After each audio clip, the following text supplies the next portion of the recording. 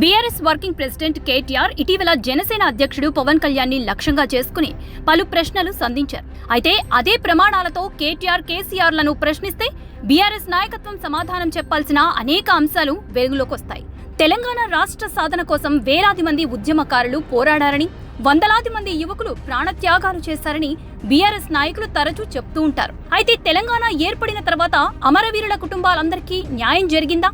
కేవలం కొద్ది కుటుంబాలకే పరిమితమైన సహాయం ఎందుకు జరిగింది?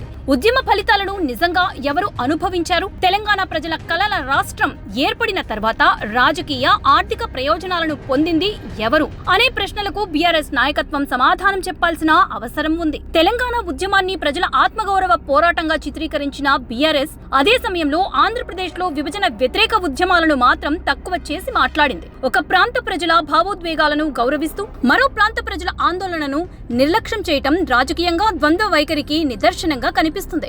తెలంగాణ ఉద్యమాన్ని విమర్శిస్తే ఆత్మగౌరవం దెబ్బతింటుంది అని చెప్పే నాయకులు ఇతర ప్రాంతాల ప్రజల భావోద్వేగాలను గౌరవించకపోవడం విమర్శలకు తావిస్తోంది. ఇటీవల కేటీఆర్ చేసిన వ్యాఖ్యల్లో అమరజీవి పొట్టి శ్రీరాములు గురించి ప్రస్తావన కూడా వివాదాస్పదమైంది. తెలుగు ప్రజల చరిత్రలో ప్రత్యేక స్థానం ఉన్న పొట్టి శ్రీరాములు త్యాగాన్ని చులకనగా మాట్లాడినట్లు భావించే వర్గాలు తీవ్ర అభ్యంతరం వ్యక్తం చేస్తున్నాయి. ప్రజా ఉద్యమాల పట్ల గౌరవం కోరుకునే నాయకులు ఇతర ఉద్యమ చరిత్రలను కూడా అదే గౌరవంతో చూడాల్సిన బాధ్యత కలిగి ఉంటారు.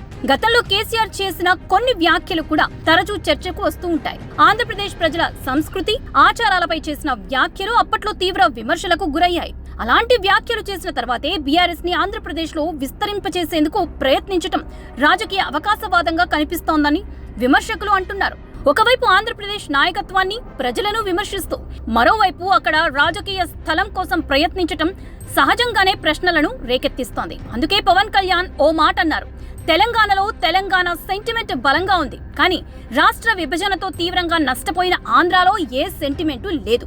జై ఆంధ్ర అనే వాళ్లు కూడా లేరు. పైగా 3 రాజధానులు మావిగన్ అంటున్నా అభ్యంతరం చెప్పేవారు ఎవరూ లేరు. అందుకే ఆంధ్ర వాళ్లంటే తెలంగాణ నాయకులకు ఇంత చులకన అని అన్నారు. ఇది అక్షరాల నిజం. కేసీఆర్ ఏపీలో బీఆర్ఎస్ పార్టీ విస్తరించేందుకు ప్రయత్నిస్తున్నప్పుడు, వైజాగ్ స్టీల్ ప్లాంట్ పేరుతో రాజకీయాలు చేసేందుకు ప్రయత్నించినప్పుడు ఆంధ్ర ప్రజలు అభ్యంతరం చెప్పకపోవడమే ఇందుకు నిదర్శనం. అలాగే రాష్ట్ర విభజన తర్వాత అమరావతి నిర్మాణం, పెట్టుబడుల ఆకర్షణ, పారిశ్రామిక అభివృద్ధి వంటి అంశాలపై కూడా బీఆర్ఎస్ వైఖరి ప్రశ్నార్థకంగానే మిగిలింది. తెలంగాణ అభివృద్ధి పేరుతో ఆంధ్రప్రదేశ్ ప్రయోజనాలను పక్కన పెట్టారనే విమర్శలు ఇప్పటికీ వినిపిస్తూనే ఉన్నాయి. ముఖ్యంగా 2 రాష్ట్రాల మధ్య రాజకీయ పోటీని అభివృద్ధి పోటీగా కాకుండా రాజకీయ లాభ నష్టాల కోణంలో చూసిన సందర్భాలు ప్రజలకు గుర్తున్నాయి.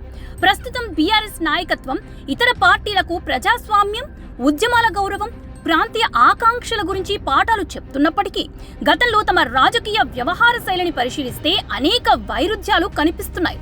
తెలంగాణలో ఒకే పార్టీ ఆధిపత్యం ఉండాలని కోరుకున్న రాజకీయ ధోరణి, ప్రత్యర్థి పార్టీలను అణగదొక్కే ప్రయత్నాలు, కుటుంబ ఆధారిత రాజకీయాలపై వచ్చిన విమర్శలు ఇప్పటికీ ప్రజల చర్చల్లో ఉన్నాయి. ప్రజాస్వామ్యంలో ప్రశ్నించడం ఎంత ముఖ్యమో అదే స్థాయిలో ప్రశ్నలకు సమాధానం చెప్పడం కూడా అంతే ముఖ్యం. ఇతరులను నిలదీసే ముందు తమ రాజకీయ చరిత్ర, తమ చర్యలు, తమ నిర్ణయాలపై వచ్చిన ప్రశ్నలకు బీఆర్ఎస్ నాయకత్వం స్పష్టమైన సమాధానం ఇవ్వగలిగితేనే వారి విమర్శలకు మరింత విశ్వసనీయత లభిస్తుంది. లేకపోతే అది రాజకీయ ద్వంద్వ ప్రమాణాలకే మరో ఉదాహరణగా మిగిలిపోతుంది.